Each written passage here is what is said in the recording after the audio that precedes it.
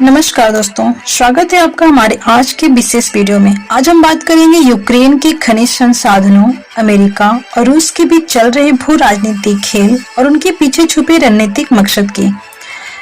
तो चलिए जानते हैं। दोस्तों, यूक्रेन केवल एक देश नहीं है, बल्कि यह उन दुर्लभ खनिज संसाधनों का खजाना है जिनकी वैश्विक आपूर्ति में अहम भूमिका है। अनुमान है कि दुनिया के महत्वपूर्ण खनिज संसाधनों का लगभग 5% हिस्सा यूक्रेन में मौजूद है। इसमें ग्रेफाइट, लिथियम, टाइटेनियम और दुर्लभ पृथ्वी धातुएं शामिल है। ग्रेफाइट की बात करें तो इसके 19 मिलियन टन भंडार है जो इलेक्ट्रिक वाहनों की बैटरियों में इस्तेमाल होता है। वहीं पूरे यूरोप के लिथियम भंडारों का 1/3 हिस्सा भी यहाँ है। इन खनिजों का वैश्विक बाजार में काफी महत्व है, चाहे वह इलेक्ट्रिक वाहनों के बैटरी निर्माण की बात हो या फिर हल्की धातुओं के उपयोग की। यूक्रेन में मौजूद इन संसाधनों को नियंत्रण में लेकर वैश्विक शक्ति केंद्र अपनी रणनीति बना रहे हैं। अब बात करते हैं दोस्तों उस खेल की जो अमेरिका और रूस के बीच चल रहा है। पिछले कई वर्षों से यूक्रेन और रूस के बीच चल रहे संघर्ष ने इस क्षेत्र को और भी संवेदनशील बना दिया है। अमेरिका और रूस दोनों ही यूक्रेन के खनिजों और उसके भौगोलिक महत्व को अपनी राजनीति में शामिल करना चाहते हैं। अमेरिकी राष्ट्रपति डोनाल्ड ट्रंप ने अपने वक्त में यूक्रेन के खिलाफ नीतियों में बदलाव किया और यूक्रेन युद्ध को खत्म करने के लिए रूस से बातचीत करने की कोशिश की। वहीं रूसी राष्ट्रपति व्लादिमीर पुतिन ने भी अमेरिका को यह संदेश दिया कि रूस के पास भी ऐसे प्रस्ताव हैं जिसमें अमेरिकी कंपनियों को रूसी कब्जे वाले यूक्रेन के खनिज संसाधनों को खरीदने का मौका मिल सकता है। इस तरह अमेरिका दोनों तरफ से लाभ लेने की रणनीति बना रहा है, जिससे कहा जा रहा है कि दोनों हाथ लड्डू की स्थिति पैदा हो रही है।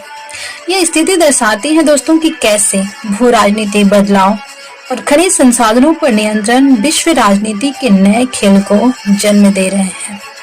मीडिया रिपोर्टर्स की अगर बात करें तो इनके अनुसार वाशिंगटन यूक्रेन के साथ ऐसे समझौते पर बातचीत कर रहा है जिसमें यूक्रेन के खनिज भंडारों तक अमेरिका की पहुंच सुनिश्चित की जा सके। कीव के अनुसार यूक्रेन के खनिज संसाधनों पर अमेरिकी कंपनियों के साथ एक समझौते की चर्चा चल रही है। यहाँ पर यह भी कहा जा रहा है कि यूक्रेनी राष्ट्रपति जेलेंस्की ने सबसे पहले इस दिशा में पहल की थी और सितंबर 2024 में ट्रंप के साथ हुई बातचीत में विजय योजना का हिस्सा बनाया गया था। यह समझौता न केवल यूक्रेन की अर्थव्यवस्था के लिए महत्वपूर्ण है, बल्कि वैश्विक खनिज बाजार और आपूर्ति श्रृंखलाओं को भी प्रभावित करेगा। ऐसे समझौते से अमेरिका को लंबे समय में आर्थिक लाभ मिलने की उम्मीद जताई जा रही है। यूक्रेन के कुछ हिस्सों पर रूस का भी कब्जा है। वर्तमान में रूसी कब्जे वाले क्षेत्रों में अनुमानित 350 अरब डॉलर के खनिज संसाधन मौजूद हैं। 2022 में एक रिपोर्ट के अनुसार रूस ने यूक्रेन के 63% कोयला खदानों और आधे मैग्नीज, सीजियम, टैंटलम और अन्य दुर्लभ खनिज भंडारों पर कब्जा कर लिया है। दोस्तों, ऐसे खनिज भंडारों पर कब्जा करके रूस न केवल यूक्रेन को आर्थिक रूप से कमजोर करने की कोशिश कर रहा है, बल्कि वैश्विक आपूर्ति श्रृंखला पर भी असर डाल रहा है। यह रणनीति वैश्विक बाजार में अस्थिरता का कारण बन सकती है। अब दोस्तों बात करते हैं उन प्रस्तावों की जो दोनों महाशक्तियों ने एक दूसरे को पेश किए हैं। ट्रंप की ओर से यह देखा गया कि वह यूक्रेन के खनिज संसाधनों पर कब्जा करके इसे खनन और वैश्विक व्यापार का हिस्सा बनाना चाहते हैं। वहीं पुतिन ने अमेरिकी कंपनियों को रूसी कब्जे वाले यूक्रेन के खनिजों को खरीदने का प्रस्ताव दिया है। तो दोस्तों, दोनों प्रस्तावों से साफ जाहिर है कि चाहे वो अमेरिका हो या फिर रूस, दोनों ही अपनी अपनी आर्थिक और राजनीतिक रणनीतियों के तहत यूक्रेन के खनिजों पर कब्जा जमाने के लिए तैयार हैं। इसे समझना आवश्यक है दोस्तों कि इन प्रस्तावों का वैश्विक अर्थव्यवस्था और राजनीति पर कितना बड़ा असर पड़ेगा। तो दोस्तों, आज हमने देखा इस वीडियो में कि कैसे यूक्रेन के खनिज संसाधन न केवल देश की आंतरिक अर्थव्यवस्था में बल्कि वैश्विक भू राजनीति में भी एक अहम रोल निभा रहे हैं।